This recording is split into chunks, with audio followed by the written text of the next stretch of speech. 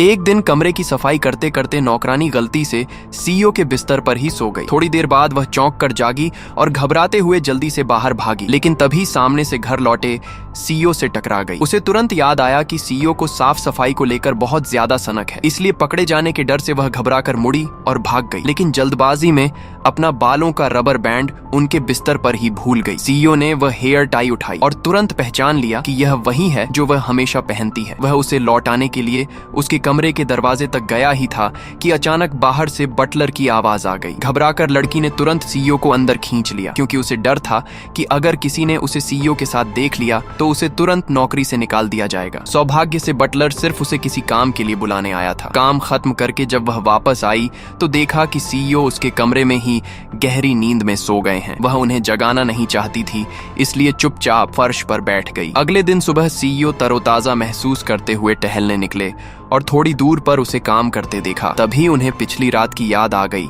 जब वे अचानक जागे थे और देखा था कि वह उनके बिस्तर के पास फर्श पर सो रही है। ये याद आते ही उनके चेहरे पर हल्की झिझक दिखाई दी और उन्होंने धीरे से उसे अपनी बाहों में उठाकर बिस्तर पर लिटा दिया था। उसकी उनींदी और उलझी हुई शक्ल देखकर उनका दिल एक पल के लिए जोर से धड़क उठा था। उसी रात जब लड़की अपने कमरे में लौटने जा रही थी तब फिर उसकी मुलाकात सीईओ से हो गई। इस बार सीईओ के हाथ में वही हेयर टाई थी जो वह सुबह भूल गई थी। लड़की तुरंत घबरा गई, लेकिन सीईओ पहले ही बोल पड़े कि उसके कमरे में सोने से उनकी पुरानी अनिद्रा की बीमारी ठीक हो गई, जो उन्हें लंबे समय से परेशान कर रही थी। लड़की कुछ बोल ही नहीं पाई। तभी उन्होंने कहा कि वे हर रात उसके साथ कमरा बदलना चाहते हैं। लड़की ने तुरंत मना कर दिया, लेकिन सीईओ ने धमकी दी कि अगर वह नहीं मानी तो उसे नौकरी से निकाल देंगे। मजबूर होकर उसे हाँ कहना पड़ा। थोड़ी देर बाद सीईओ उसके छोटे से कमरे में गए और अजीब तरह से उन्हें वहाँ बहुत शांति और सुकून महसूस हुआ। इसके बाद हर रात वे दोनों चुपके चुपके कमरे बदल लेते और दिन में ऐसे व्यवहार करते जैसे एक दूसरे को जानते ही न हो। लेकिन उनका यह राज ज्यादा दिन छिपा नहीं रहा। एक दूसरी नौकरानी ने उन्हें देख लिया और तुरंत यह बात सीईओ की माँ को बता दी। गुस्से में आकर उन्होंने उसी वक्त उस लड़की को नौकरी से निकाल दिया। जब सीईओ घर लौटे और उन्हें यह सब पता चला तो उन्होंने तुरंत अपने असिस्टेंट को उसका पता लगाने के लिए कहा। पता मिलते ही वे सीधे एक फास्ट फूड रेस्टोरेंट पहुंचे